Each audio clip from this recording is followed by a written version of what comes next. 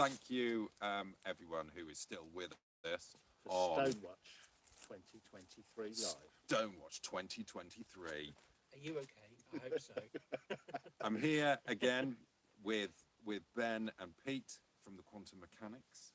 Hello, hello. Hello, hello. I'm much more of a technical assistant at the moment. I'm going to let you guys do the thing. Yes. So we're here. We're waiting for midnight on Midsummer's Eve to see if the Hoarstone at Enston is going to go for a little wander down to the stream or the pub or the soch and have a little drink, because that's what it's supposed to do. And when it does go, the story is that it will reveal a treasure beneath it.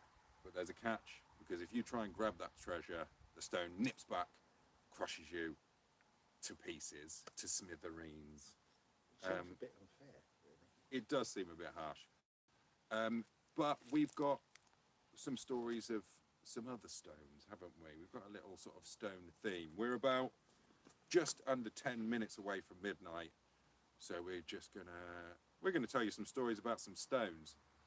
So Pete, what have you got? Well, my thinking was, if nothing happens tonight, maybe we have to rethink this location in the future. So I was looking around if there's anywhere else in the country where we could really see some stones moving. So blooming moving. So the first one I came across is the Nine Ladies Stone Circle at Stanton Lees in Derbyshire. So local legend has it that each of the 9 boulders in this circle was a maiden turned to stone for dancing on the Sabbath. Yay. I think that's... Is that in one event? Is that one big dance? One big dance. Not 9 Sundays in a row. No, it was all and they in one just go. didn't learn. Now, there is a 10th stone known as the King's Stone, and according to the article I read, it was their fiddler who was turned to stone. I think that means they're musician rather than him being a bit handsy. If you know what for I mean. the best, for the Yeah, best. yeah.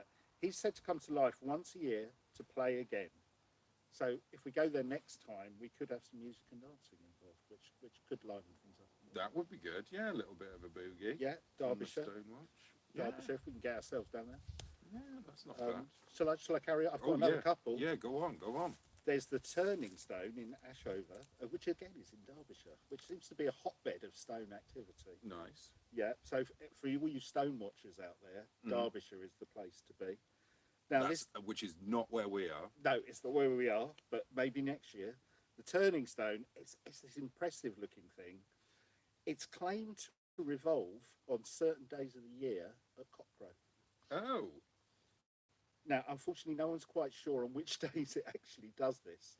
So if we are going to do a stone watch there, the plan would have to be, we're going to have to camp out maybe for 364, 65 days of the year and watch every cockcrow dawn to see if the stone twirls around. Or we could source our own cock and get it to crow. Yeah, we could try and force the issue. Yeah. I wonder what axis is it going to revolve? Yeah, apparently. Is it going to be like, is it going to do a full front flip or a pirouette? We won't know until we watch that stone. Yeah. Is it clockwise? Is it anti-clockwise? Now, I did find a quote from an 18th century antiquarian who described the stone as a rock idol to whom the Druids offered up their devotion. Ooh, sort of like a Mick Jagger figure. Yeah, kind of. And with the Sabbath one earlier, I was thinking it could be, there's a Black Sabbath link. There's all sorts of stuff going on. Now, a lot of people will have heard of the Avebury stones in Wiltshire, but they're very interesting. Quite a collection of stones. I didn't know much about them, to be honest, before I did some little bit of research that I did. There's an outer and inner ring. There's an avenue that leads to more stones that are about a mile away. This I didn't know. There are also 15 stones buried underground. And legend has it that one of the large diamond-shaped stones, which is close to the road, is said to cross the road at midnight when the clock strikes 12. That's so rather than waiting here for one night of the year, we could just go there. It's apparently this thing's going on every night. We've got a sort of like a stone lollipop stone. Yeah, exactly. Stop. Yeah. I do have a a personal anecdote about the Avebury stones. Oh, go. So, in the late 90s, I was going to the Glastonbury Festival, and I was driving there, and the road from around here to the to Glastonbury does actually go through Avebury, and at that time I'd never heard of Avebury, and so it was night time, and we were driving through, and basically all of a sudden a stone was basically in our path. Right. And now you mention the fact that it does cross the road at midnight, that makes me feel that maybe I saw it. You saw it. Maybe Did you have to swerve? I feel that I did. I feel that we were driving along. There seemed to be a stone right in the middle of the road, and Yeah. we went round. But I think it was just basically a corner. But having revisited it, I can't find that spot Stone. where there's a stone that close to the road. So I don't know. You never know. You never know. That is a true stone watcher in action. Yeah. In there. The last one I was going to mention is, I'm not going to be able to pronounce it properly, so apologies to anyone in Scotland. The Staine o Cuban stone in Bursey in Orkney in Scotland. Now this one, it's about 4 metres high. Not a very good looking stone, to be honest, if you're an avid stone watcher. It's not the prettiest of stones. But it is said to walk to the nearby loch one day a year at the stroke of midnight to dip its head in the water and get a drink. Ah, A bit like this stone here. a bit like this is due to do in just under 5 minutes now.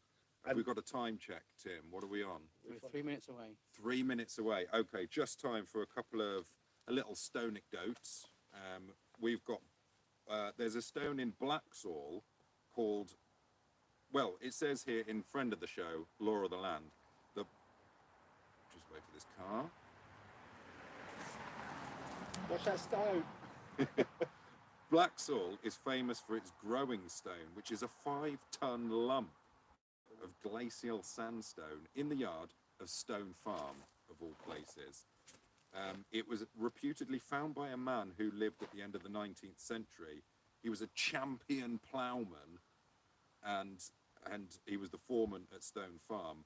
And one day he turned up this stone with his plough, and seeing it was different from the regular stones, he put it to one side and he carried it to his farmyard and dropped it.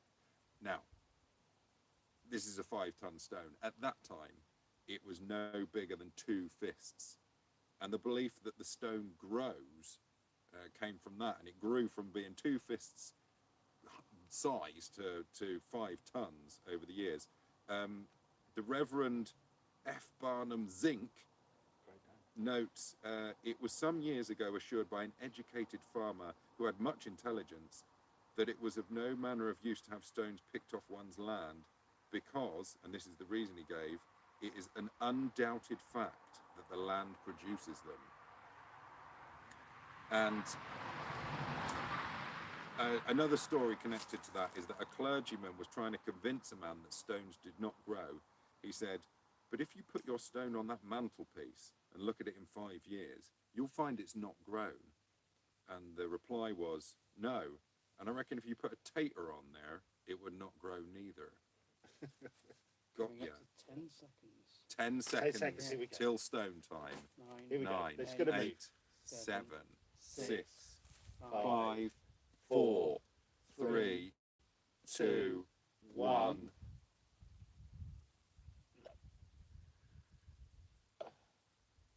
A watch stone never moves, maybe. This is kind of like the worst hootenanny. Yeah. But at least we're doing it on the actual date. I'm checking the EMF. Nothing. Unbelievable. We have 0. It is now June the 24th. It is Midsummer Day. I don't know what we're doing wrong. I don't know. This is twice now. Yeah. Oh, that was an owl, though. Yeah. Well, That I was think the last- sound of 4 grown men going, oh, Yeah. an owl. An owl. I think Ooh. I think last year we said it's about the journey, not the destination. Do we still feel that way? I think it's not about the moving stones. It's about the friends stones that we make, that we grow along the way. Grow. Yeah. I think part of it is also the fact that I'm 48 and find it difficult to move, I might have to hand you the microphone while I stand up.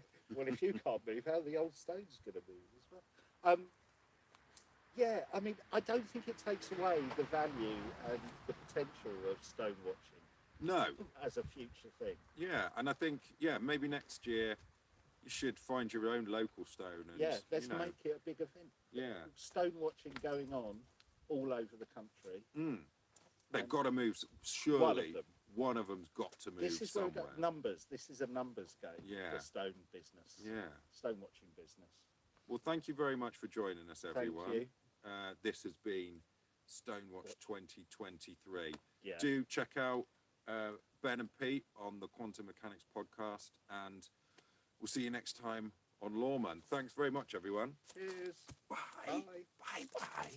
I've got to come all the way over here to turn the camera off, which seems a bit much, and you just feel like at the last second it's just gonna jink, but no gold for us, apart from podcast gold.